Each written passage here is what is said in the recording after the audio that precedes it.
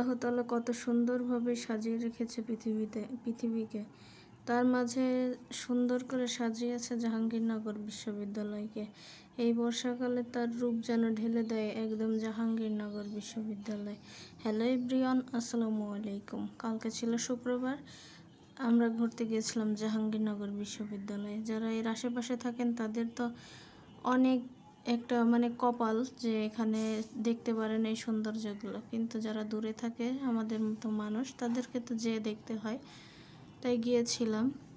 আর এটা ছিল মূলত ফুলেরই ভিডিও, যেহেতু এই টাইমটাতে অনেক ফুল ফোটে, দেখতে মাশাআল্লাহ অনেক সুন্দর লাগে। অবশ্যই আপনারা এই টাইমটাতে ঘুরতে যাবেন, তাহলে দেখবেন যে অনেক ভালো লাগবে। আমার কাছে তো মনে হয় শীতের সময় থেকে এই টাইমটাতে জাহাঙ্গীরনগর বিশ্ববিদ্যালয়তে গেলে আপনার মনটা একদম ভালো হয়ে যাবে।